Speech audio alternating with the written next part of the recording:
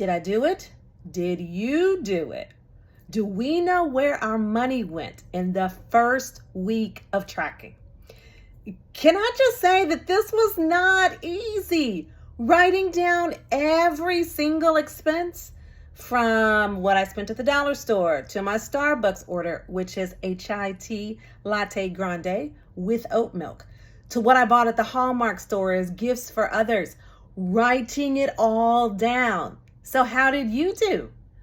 Well, the purpose of this week's video is to tell you how I did on week 1.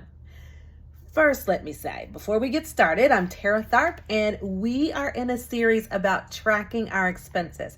Remember, my goal is to track all of my expenses for 1 month. And this is actually week number 1.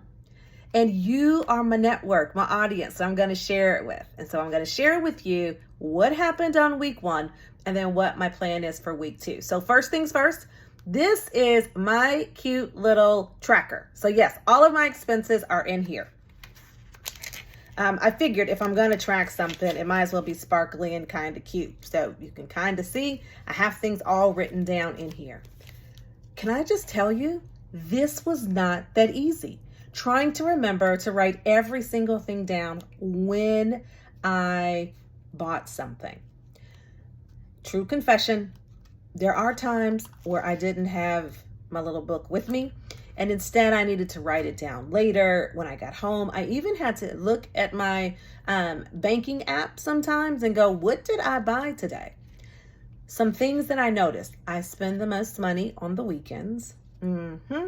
So I work from home during the week, and there's not really a lot of opportunity to purchase things. But on the weekends, when I'm out and about, ooh, let me tell you, a girl is spending money. So that was very interesting. And I also began to pay more attention to how much did that really just cost me? You know, when I swipe my debit card, I don't pay as much attention. So one of the things I also did last week was I took cash out at the ATM. And so some things I intentionally paid for in cash. And if I didn't have my little tracker with me, I would hold on to the receipt and then write it down in this tracker, you know, whatever I spent, specifically when I was using cash. It was a bit eye-opening. One, how quickly I can go from store to store and buy things. Did you have that same experience? My goodness. So that was the first thing. The second thing I noticed was I was a little more mindful about, do I really need that or is that a want? So one of the things someone taught me a while back was if it's a larger purchase, I can put it on hold for 24 hours. And if I still want it, come back and get it in 24 hours. Well, there were some things that I didn't go back and get because I just didn't need them. So that was a tip that I am employing. So what am I going to do for week 2? Well, week 2, I'm going to keep doing the same thing, writing everything in my nice little tracker for another week. And I will come back and let you know what happens. But the other thing I wanted to say before I left is, remember I said there's a scripture that I want to hold on to. And I found this note card that I have for Galatians 5:22. It's this.